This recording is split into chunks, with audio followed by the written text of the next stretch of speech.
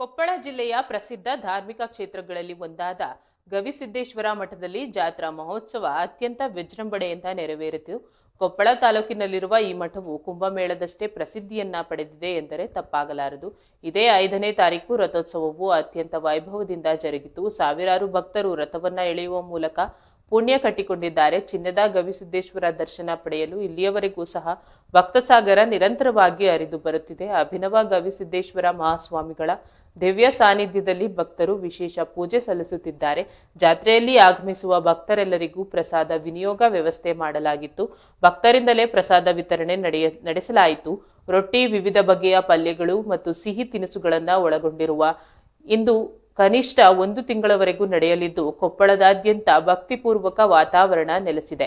ವಿವಿಧ ಊರುಗಳಿಂದ ಆಗಮಿಸಿದ ಗುರು ಹಿರಿಯರು, ಕಿರಿಯರು ಸೇರಿದಂತೆ ಎಲ್ಲರೂ ಪ್ರಸಾದ ಸೇವೆಯಲ್ಲಿ ಸ್ವಯಂ ಪ್ರೇರಿತವಾಗಿ ಪಾಲ್ಗೊಳ್ಳುತ್ತಿರುವುದು ವಿಶೇಷವಾಗಿದೆ. ಈ ಸೇವೆಯಲ್ಲಿ ಅನ್ನದಾನವೂ ಮುಖ್ಯವಾಗಿದೆ. ಹಸಿದವರಿಗೆಲ್ಲ ಉಣಬಡಿಸುವ ಮಹತ್ವ ಕಾರ್ಯ ನಡೆಯುತ್ತಿದೆ. ಗವಿಸಿದ್ದೇಶ್ವರ ಮಠವು ಅನ್ನದಾನದ ಮೂಲಕ ಹೆಸರುವಾಸಿಯಾಗಿದ್ದು ಕೊಪ್ಪಳ ಜಿಲ್ಲೆಯ ಜನತೆಗೆ ಗವಿಸಿದ್ದೇಶ್ವರ ಮಠವು ಒಂದು ಪವಿತ್ರ ಸ್ಥಳವಾಗಿದೆ.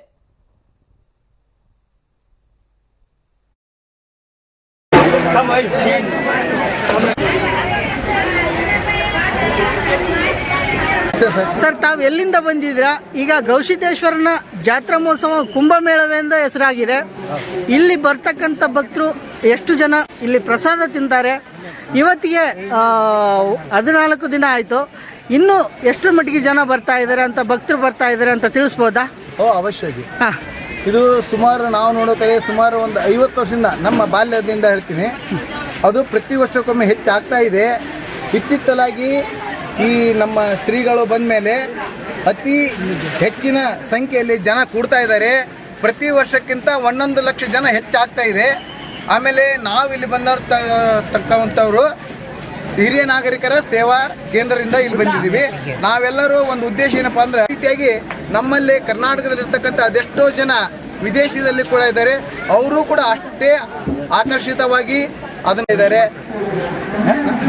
ಅವ್ರು ಸೇವೆ ಮಾಡ್ತಾ ಇದ್ದಾರೆ ಸರ್. ಇವರೆಲ್ಲ ನಮ್ಮಲ್ಲಿ ಏನಂದ್ರೆ ಅನೇಕ ಇಲಾಖೆಗಳಿಂದ ಇವರು ಸೇವೆಯನ್ನು ಸಲ್ಲಿಸ್ತಾರೆ. ಇನ್ನು ಎಷ್ಟು ದಿನಗಳ ಮಟ್ಟಿಗೆ ನೀವು ಸೇವೆ ಸಲ್ಲಿಸ್ತಾ ಇದ್ದೀರಾ? ನಾವು ಐತಲ್ಲ ಸರ್, ನಾವು ಪ್ರತಿ ವರ್ಷನೂ ಕೂಡ ಸೇವೆ ಸಲ್ಲಿಸ್ತೀವಿ. ಪ್ರತಿ ವರ್ಷ ಕೂಡ ಅಂದ್ರೆ ಗವಿಸಿದ್ದೇಶ್ವರ ಜಾತ್ರಾ ಮಹೋತ್ಸವಕ್ಕೆ ಸೇವೆ ಸಲ್ಲಿಸ್ತೀರಾ ಏನು? ಯಾವಾಗಾದ್ರೂ ಸಿಕ್ಕ ಅಂದ್ರೆ ನಾನು ಸಾಮಾನ್ಯವಾಗಿ RSS ಹೌದು, NSS ಹೌದು. ನನ್ನ ಕೆಲವೊಂದು ಸಾಮಾಜಿಕ ಚಟುವಟಿಕೆಗಳು ಬಂದಾಗ ನಾವು ಭಾಗವಹಿಸ್ತೀವಿ. ನಾನು ಈ ಹಿರಿಯ ನಾಯಕರ ಸೇವೆ ಇದ್ದಾಗ ನಾವೆಲ್ಲರೂ ಮಾತಾಡ್ಕೊಂಡು ಇವರು ಕೂಡ ನಮ್ಮ ಜೋಡಿ ಸೇವೆ ಮಾಡಿಸ್ಲಿಕ್ಕೆ ಸಿದ್ಧ ಇರ್ತಾರೆ. ಇದೇ ರೀತಿ ನಮ್ಮ ಇನ್ನೂ ಅನೇಕ ಘಟಕಗಳಾದವು. ಎಲ್ಲರೂ ಕೂಡ ನಾವು ಸೇವೆಯನ್ನು ಸಲ್ಲಿಸ್ತೀವಿ ಸರ್. ಧನ್ಯವಾದಗಳು ಸರ್.